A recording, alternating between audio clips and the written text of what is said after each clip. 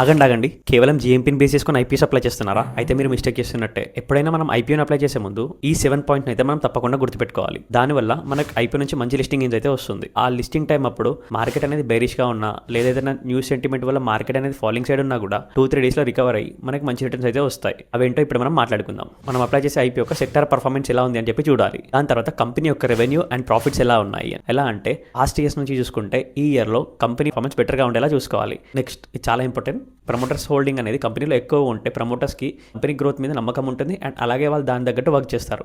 కొన్ని సినారియోలో ఏమవుతుంది అంటే ప్రమోటర్స్ అనే వాళ్ళు షేర్స్ని ఓఎఫ్ఎస్ చేసి సెల్ చేసి వెళ్ళిపోతారు. అలాంటప్పుడు కంపెనీ గ్రోత్ అనేది కొద్దిగా స్ట్రక్ అవుతుంది. నెక్స్ట్ క్యూఐబీ డిమాండ్ అనేది ఎక్కువగా ఉండాలి.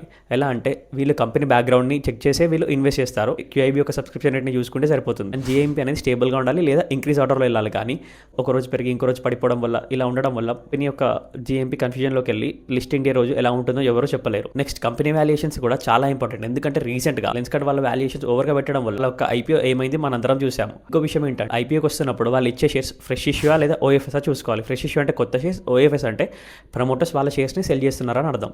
ఇవన్నీ మనం investorgain.in కానీ లేదా గ్రో ఏంజిల్ 1 ఈ ప్లాట్ఫామ్స్లో కూడా తెలుసుకోవచ్చు. కానీ ఇవన్నీ ఒకే దగ్గర మనకు తెలియాలి అంటే కంపెనీ ఆర్హెచ్పీ అని ఉంటుంది. కంపెనీ ఆర్హెచ్పీ అనేది 500 to 600 పేజెస్ ఉంటుంది. కానీ ఈ ఆర్హెచ్పీని మనం తీసుకొని చాట్‌జీపీటీలో పెట్టి ఈ ప్రాంప్ట్ ఏదైతే ప్రాంప్ట్ నేను చెప్పబోయే ప్రాంప్ట్ ఉందో ఈ ప్రాంప్ట్ మనం పే చేస్తే మనకు సింపుల్గా ఏవేవి కావాలో ఆ డీటెయిల్స్ ఇది ఇస్తుంది. మీకు కూడా ఈ ప్రాంప్ట్ కావాలంటే ప్రాంప్ట్ అండ్ కామెంట్ చేయండి. నేనే మీకు పర్సనల్గా డిఎం చేస్తాను.